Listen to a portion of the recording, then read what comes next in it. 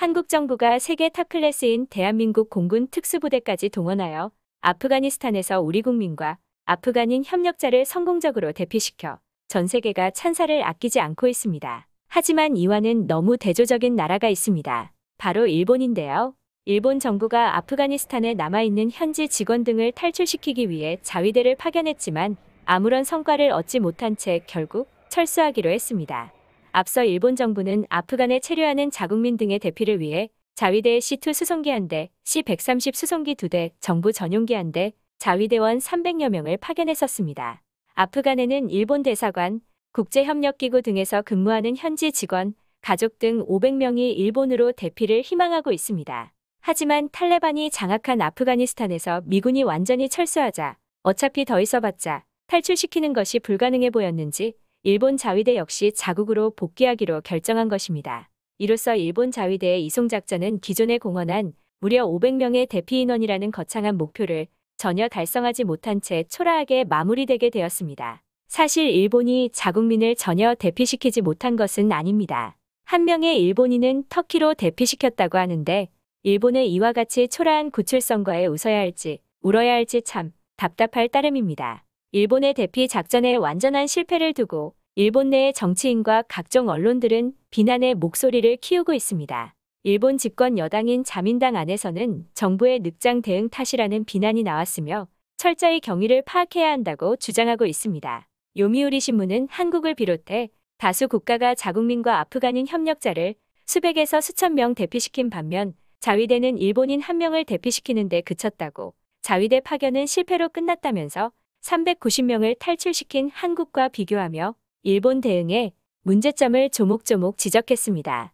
요미우리 신문은 그 원인에 대해서도 분석했는데 국가안전보장회의가 파견을 결정한 23일 즉시 C2 수송기가 출발했지만 이미 카불 함락 후 일주일 이상 지나간 상태였다라며 그 사이 각국의 군용기는 각각 아프간 협력자들을 태우고 카불을 쏙쏙 빠져나갔다고 지적했습니다. 결국 대피를 향한 준비 지연이 운명을 갈랐다며 일본 정부의 준비가 늦었다고 평가했습니다. 이에 대해 외무성 간부는 결정이 늦어진 이유를 자위대 군용기 파견은 엄격한 법적 제약이 있다고 설명했습니다. 외무성 간부의 말대로 일본은 평화헌법 구조에 의해 자위권 발동의 경우를 제외하고 무력 행사를 금지하고 있습니다. 바로 일본이 전쟁을 일으키고 끔찍한 만행을 저지른 전범국가이기 때문인데 이 와중에 분위기 파악 못한 일부 우익 세력은 헌법 구조 때문에 아프간 대피 작전이 실패했다며 개헌을 해야 한다고 주장하기도 했습니다. 그러나 그들의 주장과는 달리 이번 아프간 파견은 외국에서 재해와 상해 등의 긴급 사태가 발생한 경우에 대한 일본인들의 수송을 정한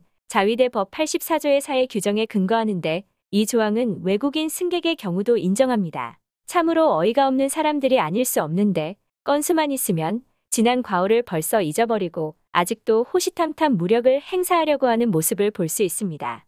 아사히 신문은 아프가니스탄 사람들을 남겨둔 채 자위대를 철수하게 된 것은 매우 유감스러운 일로 정부는 무겁게 받아들여야 한다고 강조했습니다. 그러면서 이 신문은 일본 정부가 그동안의 경위를 거의 밝히지 않고 있다며 철저한 검증이 필요하다고 촉구했습니다.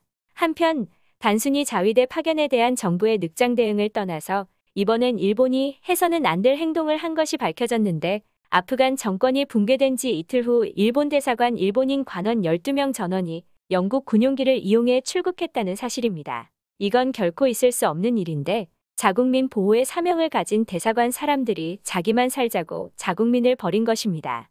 아프간 탈출 작전에서 한국과 일본 두 나라의 결과가 달라지는데 결정적 역할을 한 것은 이미 알려진 대로 탈출을 희망하는 현지인들을 카불 공항까지 데려다 줄 버스였습니다. 일본은 한국보다 하루 늦은 26일 버스를 준비해 탈출을 시도했지만 그날 저녁 공항 주변에서 이슬람 국가 호라산이 자살 폭탄 테러를 일으켜 무산됐습니다. 한국 대사관 직원들은 카불로 돌아와 버스 준비 등에 직접 나선 반면 일본 대사관 직원들은 아프가니스탄 밖에서 전화 온라인 등 원격으로 대응했다고 합니다. 일본 방위성 간부도 언론을 통해 현지 사정을 잘 아는 대사관 직원들이 없었다는 것이 영향을 준 것은 아닌가라고 말했습니다. 자국민이 위험에 처한 위기 상황에서 일본 정부 관계자들이 자기만 살자고 한 비겁한 행동이 500여 명의 생명을 탈출시키지 못하는 큰 결과를 초래한 것입니다. 그렇다면 이번 사건에 대한 일본 내 네티즌들의 반응을 살펴보겠습니다. 많이 말하고 싶지는 않지만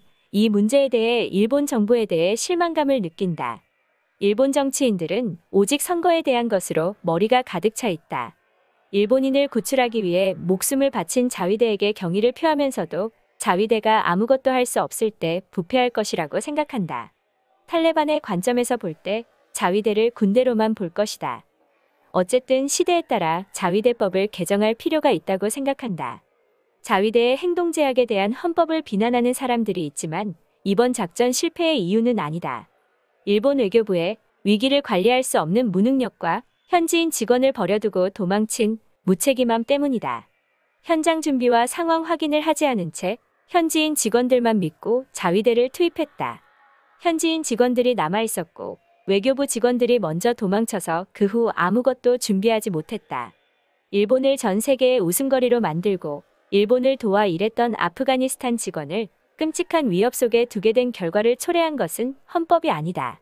그것은 일본 정부와 외교부 사이의 책임이다. 국방부는 문제가 없었다.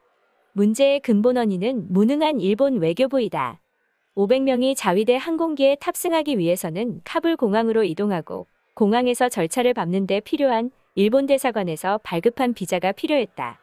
하지만 일본 대사관 직원들이 자위대 비행기가 도착하기 일주일 전에 이스탄불로 도망쳤기 때문에 비자를 발급할 수 없었다. 미군 항공기도 미국 비자를 소유하지 않은 아프가니스탄을 태우지 않았다. 많은 나라의 대사와 대사관 직원은 임무를 수행하기 위해 끝까지 카불에 남아 있었다. 그러나 일본 대사와 대사관 직원들은 임무를 포기하고 달아났다. 공항에 아무도 없는데 구조를 위해 자위대 비행기를 보낸 것은 누구의 발상일까?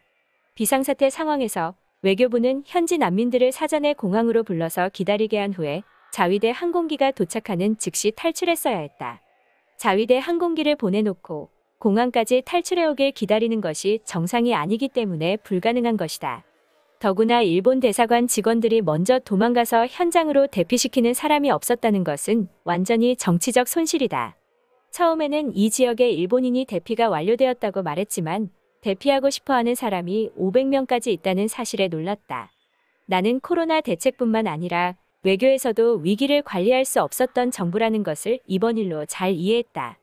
자위대의 작전에 대한 헌법의 개정이 필요하다는 위험한 발상을 가지고 있는 네티즌들도 있었는데 대부분의 일본 국민들은 일본 정부와 외교부의 무능함을 지적하며 질책하는 상황입니다. 일본은 위기 상황에서 자국민과 자국을 위해 일한 외국인을 어떤 식으로 대하는지 이번 일을 계기로 전 세계에 들통난 상황입니다. 반면에 한국은 목숨이 위태로울 수 있는 매우 긴박하고 위험한 상황에도 아랑곳하지 않고 자국민뿐만 아니라 한국을 위해 일한 외국인들을 끝까지 구출해내는 매우 의리 있는 국가로 전 세계인들의 찬사를 받고 있는 상황입니다. 오늘도 시청해주셔서 감사드립니다. 더 좋은 영상으로 찾아뵙겠습니다. 구독과 좋아요는 저에게 큰 힘이 됩니다.